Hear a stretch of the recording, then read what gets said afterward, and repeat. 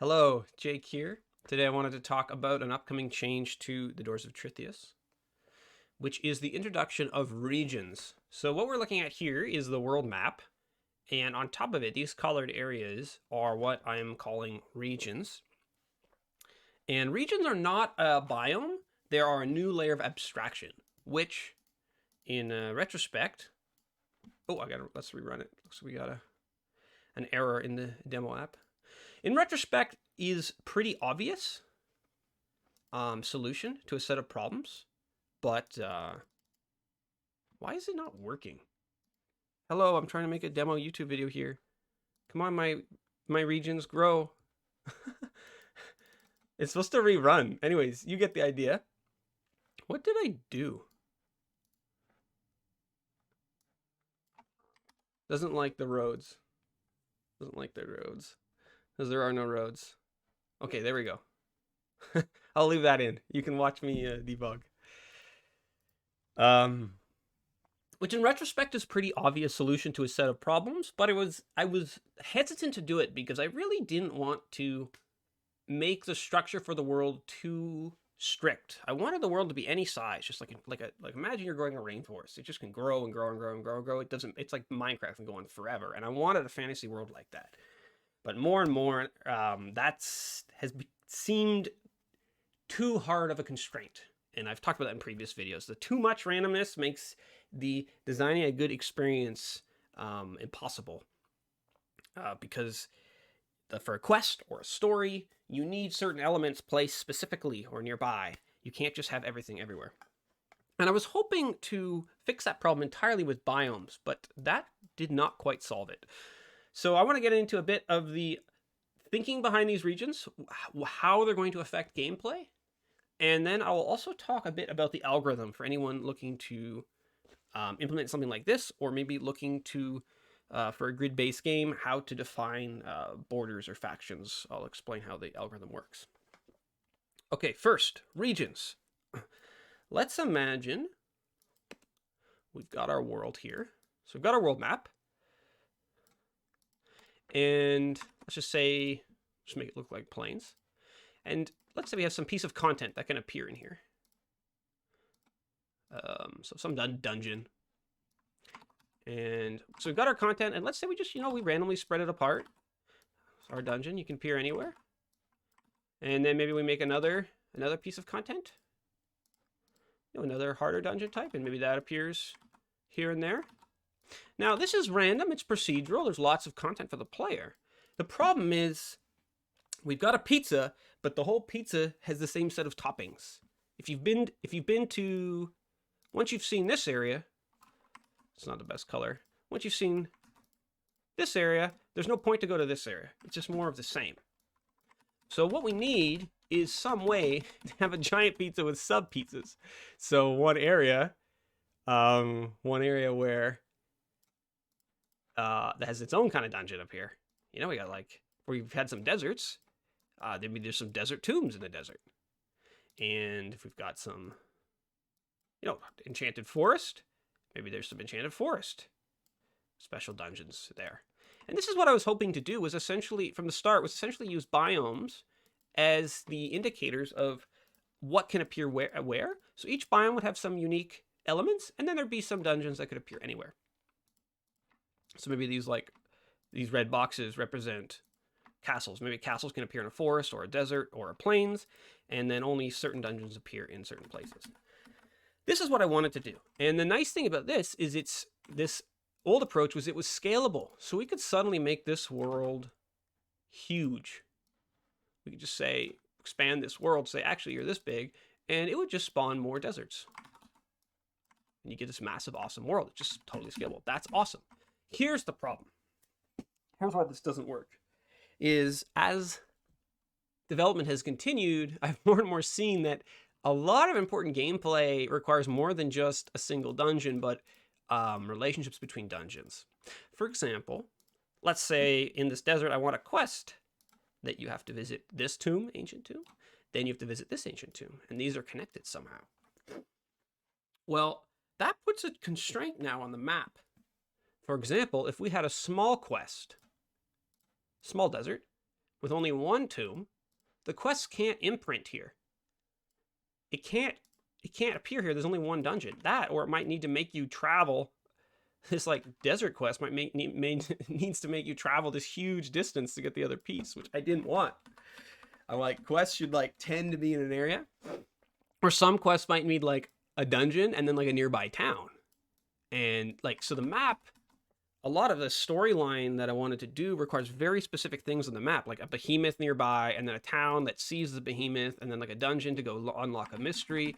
And that just was becoming impossible to do in the scaling world. So the solution to this was another layer of abstraction, which is regions. Here are the currently planned regions I have. This cyan area here is the starter region, which I've been working on.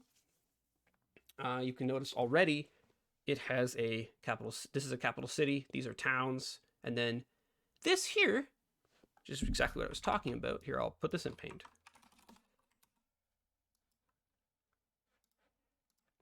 This here is a new type of dungeon, which is a mini bandit faction. And now that we have these regions, I can place these new bandit dungeons and say they have to be nearby each other and they have to be in the same region. And then I can put a quest to go deal with them in that same region and not have to worry about sending the player across the world. Which really fixes, I think, is going to make the world make a lot more sense and be a lot more interesting. And it still gets to keep everything I wanted to do with these unique biomes. It's just constraining the biome somewhat. So how I'm planning it right now is we generate the world with some mountains and some forests and some plains, and then each region can do biome mutations. So this is going to be the huge desert, the sun-scorched wastes, and then this desert will convert a lot of its territory to desert biome, and this area here is Morald's Wizard Tower, will be a volcanic area. It'll convert that to a volcanic biome. But some other territories, like this starter region, will keep the forests and the plains. And then we still have some consistency on the map. Like, we can still have a forest going out of the territory. We still have some nice blending. And if we smooth the edges, I think we'll still get a feel of an island with biomes. But we'll also have these sensible units of content. Speaking about these, I wanted to say I definitely did not want them to feel like an MMO in terms of this is the starter region. I'm calling it the starter region, and it's levels 5 to 10. And then you go to the level 10 to 15 region. And then you go to the 15. It's not going to be like that.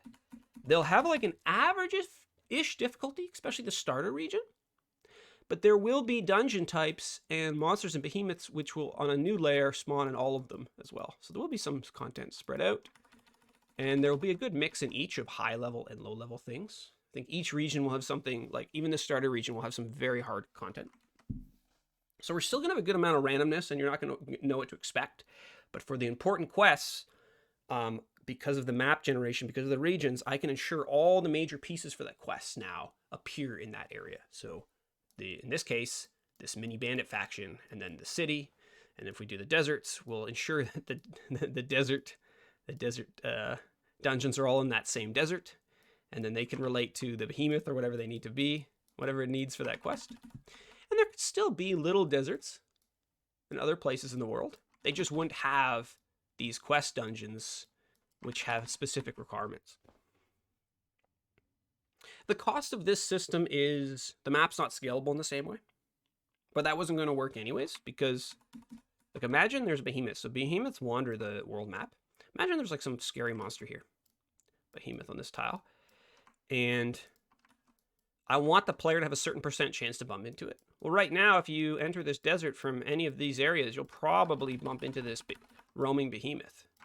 But if we suddenly, I realize if we suddenly scale this world massively, it changes the difficulty in that if we have this like huge desert here, well, chances are you're never going to see this behemoth, because you might enter the desert from like here or here or here or here or here or here or here, and it changes the difficulty imbalance.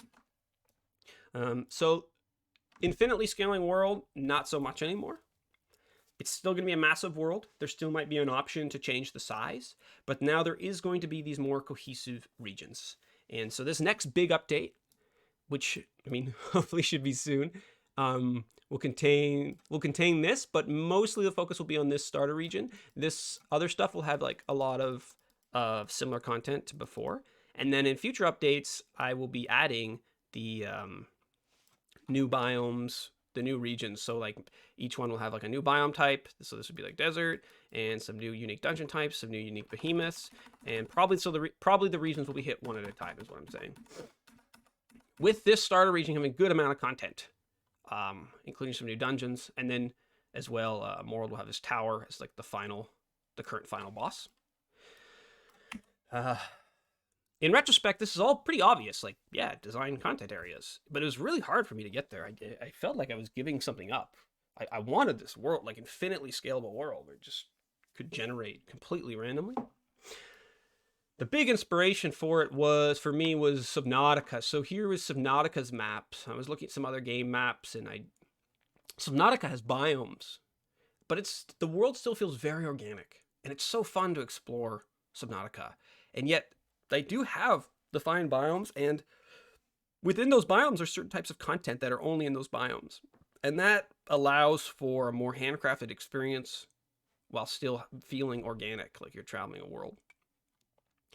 And in the end, I think that is the main focus, and the balance for games that have procedural generation is the right mix of procedural with rule sets that allow that procedural generation to appear in ways that maximize the experience you're going for. So here is our regions. I don't know why my little demo program is crapping out. Come on. And each region has its own size. So you can see the desert is way bigger. I'll show here. Here is where they are defined, just to show how this works. Each region gets the amount of like energy it's allowed to have, which is the number of tiles it can grow. So here is the Sunscorched Waste, the desert. It can be a huge size, and then it has a little bit of randomness, 20% plus or minus to mix it up each time. And how the algorithm works is each tick, what it's doing is it is creating a list of valid tiles to grow to. So I should say we start with a seed, a randomly selected seed, which are forced to be pretty spread out. Then each region gets one tick to grow, where it creates a list of all valid adjacent tiles it could expand to, and then it ranks them.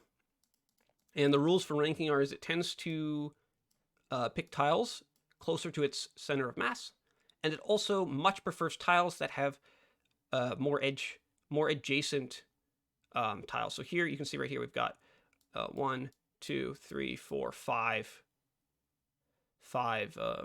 surrounding this empty one, and that's just to fill in gaps. So like right here, we don't want a situation where it's like woo and it like grows and it creates a hole. So the algorithm had to be. I wanted it to look organic, but I didn't want like weird gaps. So like this would be massively prioritized as it's growing. And then early on in its growth, it has a lot of jaggedness. It has a lot of randomness, so it's allowed to do like weird random paths early on. And then the further into its process it is, the jaggedness slowly gets removed, and now it's just prioritizing almost entirely filling in gaps, which ensures like blobby looking structures, but with no weird gaps. And it lets them kind of fight for borders. You get these like organic looking borders.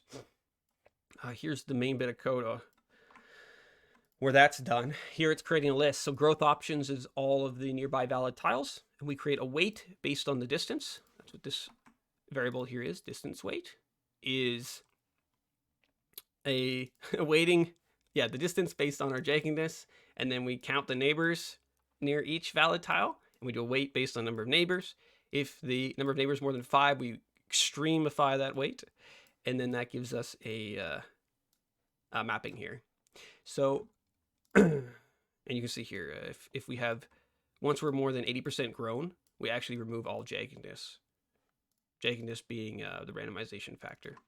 Sorry, I'm trying to explain it simply, but the code's a little complicated to just very easily explain it. You have to have a bit of programming experience. But if you were implementing something like this, the easy part, the first step, just like an easy implementation, is you just pick a random seed, make sure they're spread out. I use a grid for that. So each part of the grid, we divide the map into a grid. And then we pick random seeds by selecting a random box. And then we pick a seed in those boxes. And then once a box is picked, you can't pick from there again. You also can't pick within nearby any other previously picked tiles. So we pick some seeds, seed, seed, seed, and then we get nearby valid tiles. And we randomly pick one and we grow there. And then you can change the shape just by changing the weighting by adding randomness or preferring tiles that fill in gaps. So that's the algorithm. Very similar to how the factions actually grow when for the faction influence when they're growing. Just in this case, there had to be some more constraints in terms of the maximum size and making sure the jagginess was good for the borders, especially if this is shown on the world map with like a name saying like you've reached the sun-scorched waste. It needs to have like a pretty good looking border. It couldn't have like sticking out bits. Yeah, that's regions. Next update will be a massive update. A lot of things going on at once in the Doors of Trithyios, which will have a new dungeon type, which will have a more defined area where you start, but with still a good amount of randomness, and paving a path for a plan to get the whole world designed and knocked out within a reasonable amount of time for version 1. So that's it for now. Thank you very much for watching.